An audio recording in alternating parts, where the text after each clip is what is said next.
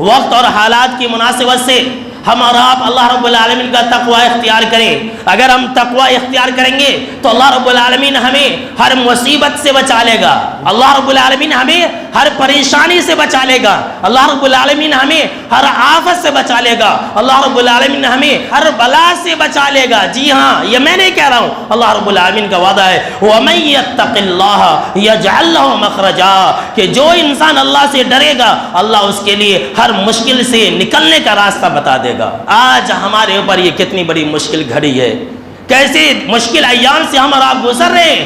اگر ہمارے دلوں کے اندر اللہ کا ڈر اور خوف رہا تو اللہ رب العالمین ہماری مشکلوں کو خود حل کر دے گا۔ دوسری چیز اللہ رب العالمین نے فرمایا کہ جو انسان اللہ کا ڈر اور خوف اختیار کرے گا اللہ اسے بے حساب رزق دے گا۔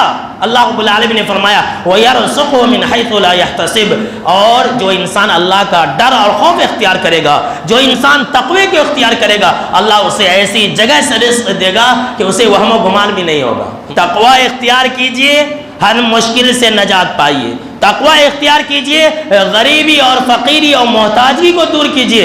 اتنا ہی نہیں، تقوی اختیار کیجئے، اپنے کام اور اپنے معاملات میں آسانی پائیے۔ جی ہاں، آج ہم اپنے کاروبار کو لے کر پریشان ہیں، آج ہم اپنے اولاد کو لے کر پریشان ہیں، آج ہم اپنے رزق کے معاملات کو لے کر کے پریشان ہیں، آج ہم اور آپ اپنے آس پڑوس کے لوگوں کو لے کر پریشان ہیں۔